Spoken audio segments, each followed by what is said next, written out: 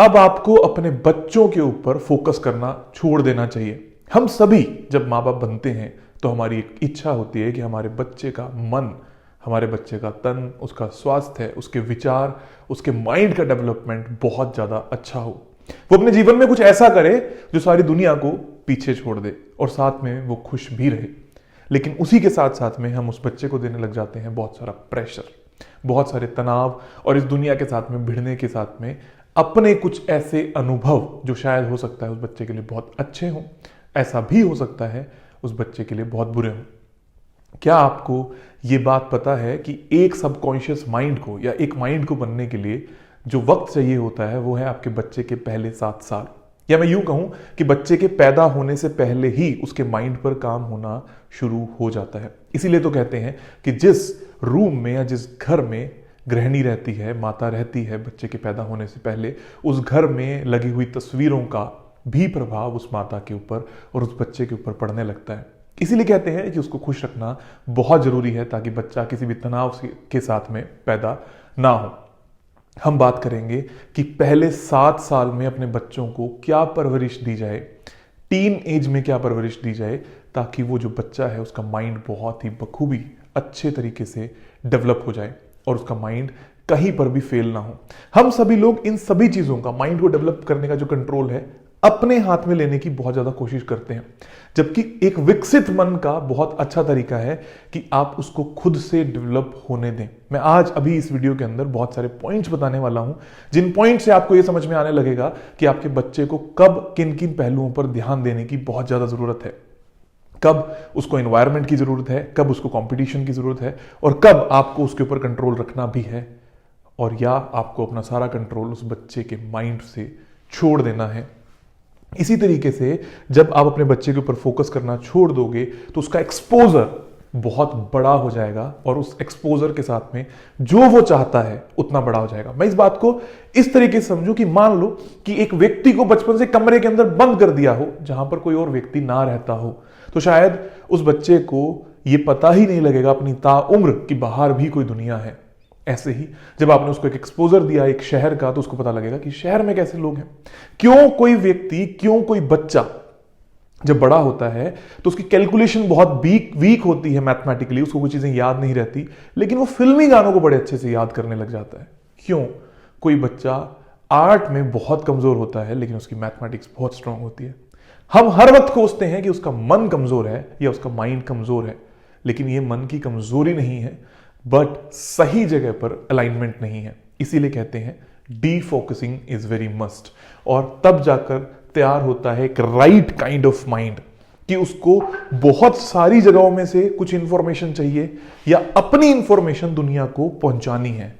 कौन सी साइड पर उसको जाना है, क्या उसको अपना रास्ता खुद तय करना है या वो चलेगा अपने बनाए हुए रास्ते पर। इसीलिए मैं आपको कुछ पॉइंट्स बताने वाला हूं, पॉइंट्स को नोट कर लीजिएगा जो बहुत ज्यादा जरूरी है आपके बच्चे के मन के लिए। तो सबसे पहली चीज जो निकल कर आती है, हम बात कर रहे हैं सेल्फ हेल्प हिप्नोसिस की। क्या है सेल्फ हेल्प हिप्नोसिस? एक व्यक्ति अपने आप को कितना तैयार कर ले, अपने मन को कितना तैयार कर ले कि चीजें मूव करने लगे। सोचने वाली बात यह है कि जब मार्क जुकरबर्ग ने फेसबुक बनाया होगा तो उसके दिमाग में क्या आया होगा, किसी ने पहली बार फ्लाइट बनाई होगी तो उसके दिमाग में क्या आया होगा, जबकि आम जिंदगी में एक बच्चा आज भी इस बात से जद्दोजहद कर रहा है कि वो अर्निंग कैसे करेगा अपने जीवन में या अपने जीवन को चलाएगा कैसे। इन दोनों बातों में बहुत बड़ा डिफरेंस है। मैं आपको एक बहुत छोटा सा एग्जांपल देता हूं। आज से 10 साल पहले जहां से मैं बिलोंग करता हूं, मेरे दोस्तों ने मुझे बोला it is impossible to create such a big environment. 1 crore रुपया कमाना बहुत मुश्किल है। क्यों मुश्किल है? क्योंकि उनके इर्द गिर्द बसने वाले लोग, दोस्त, सभी लोगों ने वही जीवन देखा था। इसीलिए आपको बहुत सारे पॉइंट्स का ध्यान देना होता है, तब आप बनते हो बहुत बड़े व्यक्ति। सबसे पहले हम अपने जीवन से चाहते क्या है, या हम अपने बच्चों के जीवन से क्या चाहते हैं? हम चाहते हैं कि वो कौन है वो अपने आप को एक्सप्लोर कर सकें। गोल सेटिंग, उनको अपने जीवन में क्या करना है ये बचपन में ही पता लग जाए। ऐसा ना हो कि वो बड़े होकर अपना टाइम वेस्ट कर रहे हो इस बात को जानने में कि मैं कौन हूं और मेरी इच्छाएं क्या हैं। टाइम मैनेजमेंट बहुत ज्यादा इंपॉर्टेंट फैक्टर है। Right kind of time at right kind of utilisation आपको करनी आनी चाहिए। वो हम बच्चे के साथ में बात करेंगे। हैप्पीनेस प्रोग्राम, ऐसा नहीं है कि इन सब चीज़ों के बीच में वो डिप्रेस होने लगे, क्योंकि ज़िंदगी के उतार चढ़ाव है। मान लीजिए आप बहुत बड़े क्रिकेटर हैं और किसी दिन आप मैच हार गए, आपका बच्चा बड़ा हो रहा है, किसी दिन वो फेल हो गया और उस दिन वो खुश ना रहा, तो बहुत बड़ी समस्या आ सकती है। पूरे जीवन में उसका एक पैटर्न बन सकता है। उसके बाद में आता है मैच्योर और डेवलपमेंट कैसे बने, कामनेस और पॉजिटिविटी उसके जीवन में कैसे आए, और becoming the best of your own self. ये सब चीजें हम चाहते हैं जिससे हम दुनिया के अंदर बहुत सारी चीजें क्रिएट कर सकते हैं। पर ये क्रिएट होती कैसे हैं, उसके दो मेजर फैक्टर हैं। एक है सोशल लर्निंग थ्योरी, दूसरी थ्योरी है 5 पॉइंट मैनेजमेंट सिस्टम। इन दोनों मैनेजमेंट सिस्टम्स या थ्योरीज के अकॉर्डिंगली एक बच्चे का माइंड तैयार होता है। वो कैसे तैयार होता है? बिहेवियर डेवलपमेंट, उसका बिहेवियर कैसा होगा। It is right kind of attitude is very important. ऐसा नहीं होना चाहिए कि बच्चा सब चीजों में अच्छा कर रहा है लेकिन उसका बिहेवियर बहुत बुरा है। वो पढ़ के बहुत अच्छा आता है, उसके नंबर बहुत अच्छे आते हैं, लेकिन उसको बातचीत करने का तरीका नहीं है, तो वो जिंदगी में फेल हो जाएगा।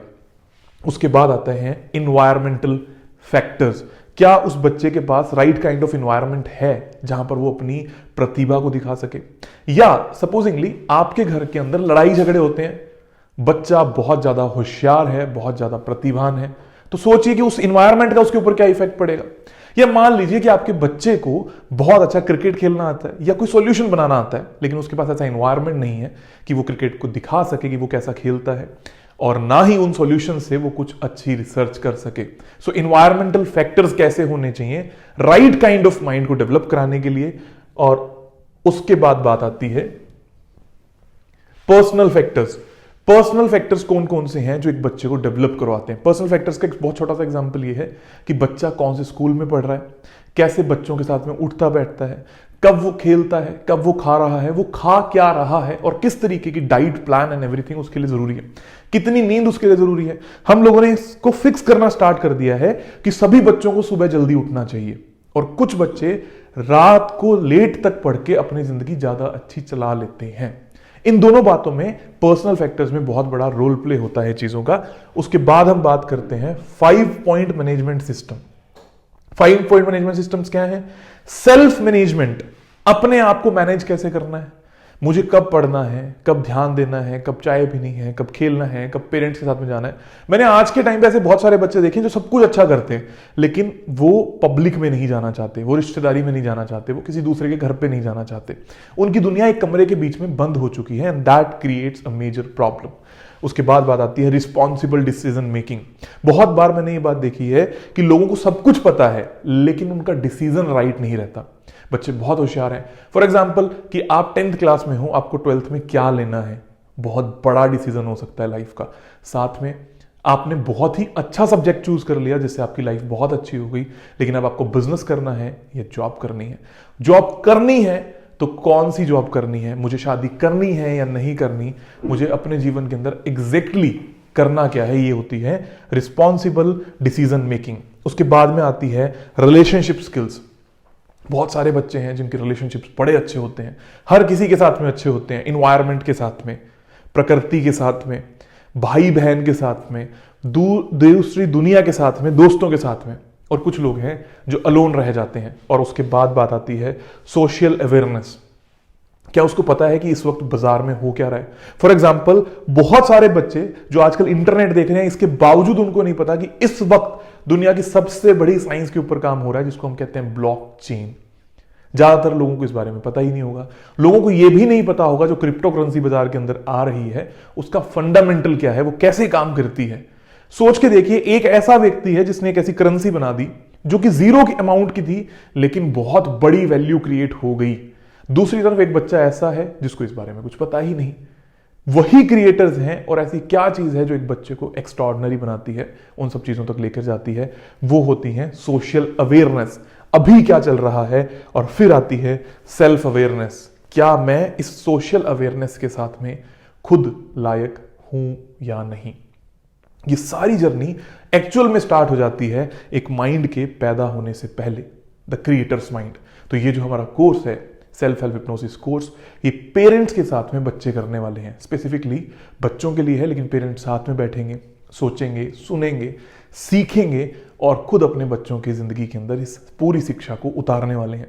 ये मेरा पूरा एक्सपीरियंस है, इसमें मैं क्यों हूं ऑथोराइज, मैं क्यों आपको करा सकता हूं, because of my life and life of all other people जिनके साथ में मैं अभी हूं।